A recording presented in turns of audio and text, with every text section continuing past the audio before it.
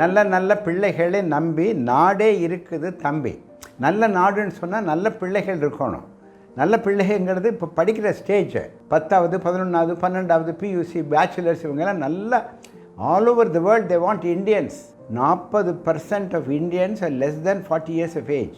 இவங்க தான் உலகத்திலேயே ஆளக்கூடிய ஆளுமை திறன் கொண்டவர்கள் நமது இளைஞர்கள். இந்த இளைஞர்களை நம்பி தான் நம்ம நாடே இருக்குது. நல்ல குழந்தைகளை நம்பி தான் நம்ம ஃபேமிலியே இருக்குது. எதுக்காக படிக்க வைக்கிறோம்? நமக்கு வயசான காலத்தில் அவன் பையன் நல்ல வேலைக்கு இருந்து பணம் சம்பாரித்து நம்மளை காப்பாற்றுவான்ங்கிற நம்பிக்கை தான். அந்த நம்பிக்கை உங்கள் அப்பாவுக்கு இருக்குது, உங்கள் அம்மாவுக்கு இருக்குது, இந்த நாட்டுக்கும் இருக்குது. சார், ஒரு 2 வயசு குழந்தை நீங்கள் தம்மா விட்டுருவீங்களான்னு? இந்த குழந்தை கொண்டு போய் ஏதாவது கை வைக்கும், கரண்ட் இந்த ப்ளக்கில் கை வைக்கும், இல்லைன்னா நெருப்பில் கை வைக்கும், ஏதோ கத்தியில் கை. அந்த 2 வயசு 1.5 வயசு குழந்தை எவ்வளோ கவனமாக பார்க்குறீங்க. அதே மாதிரி தான் 10 வயசு குழந்தை தான், 20 வயசு குழந்தை தான். அவனுக்கு கல்யாணம் ஆகி அவனுக்கு குழந்தை வர்ற வரைக்கும் அவனுக்கு பொறுப்பு கம்மியாக தான் இருக்கும். நான் படித்த statistics, smoking is an addiction, alcohol is an addiction, drugs எல்லாமே 13% of the Indians who are below 20 are drug addicts. ட்ரக்கில் 100 பேர் இருக்கான்னு வச்சுக்கோங்களேன், 13 பேர் 20 வயசு கீழே. அவசியமே இல்லை. ட்ரக் இல்லாத தேசம் எதுன்னு கண்டுபிடிச்சுன்னா அந்த தேசத்தில் நார்வே இதான் நம்பர் 1. நார்வே ரொம்ப ஸ்ட்ரிக்டாக இருக்காங்க.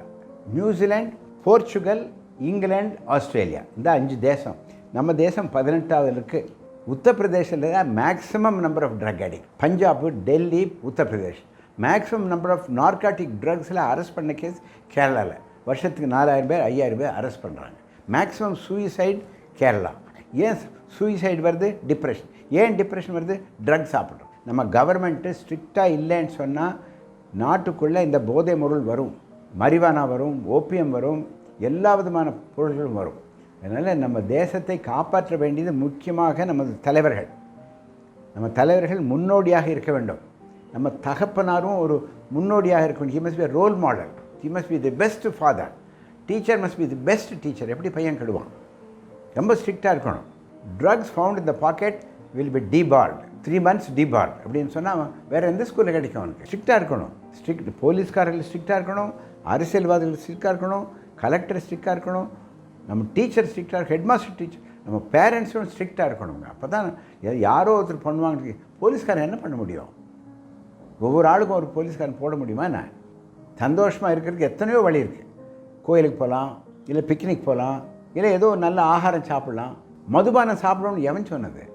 எனக்கு என்னமோ தெரியல. சிகரெட் பிடித்தால் உயிருக்கு ஆபத்துன்னு சொல்லிவிட்டு அந்த சிகரெட் மேலேயே பிரிண்ட் அடிக்கிறாங்களே. மேனுஃபேக்சரே பண்ணாமட்டா சிகரெட்டும் விற்று அதுலேருந்து எக்ஸைஸ் டியூட்டியும் எடுத்துகிட்டு சிகரெட்டு உங்கள் உடலுக்கு கெடுதல் அப்படின்னு போடுறாங்க சினிமாவில். அதே மாதிரி தான் ஆல்கஹாலிக் அனானிமஸ். ஆல்கஹால் சாப்பிட்டா சாப்பிடாமல் இருக்கிறது எப்படி? ஆல்கஹாலிக் மேனுஃபேக்சர் பண்ணாமல் விட்டுறது என்ன தான் ஆகி போகும்? கள்ளசாராயம் வரும்னா கள்ளசாராயத்துலேருந்து சாப்பிட்றானுங்க. நம்ம குழந்தைகளை காப்பாற்றுறது யார்? நாம் தான். பெஸ்ட்டு இன்ஸ்ட்ருமெண்ட் எது? உங்கள் மனசு. அப்பா அம்மா மனசு நல்ல இன்ஸ்ட்ருமெண்ட். இந்த மாதிரி கெட்ட வழக்கங்களுக்கு அது எங்கே ஆரம்பம்? எங்கே கெட்ட வழக்கம் ஆரம்பிக்குது? அதை கட்டுப்பாடு பண்ண வேண்டும் என்று தாழ்மையான கோரிக்கை. வணக்கம்.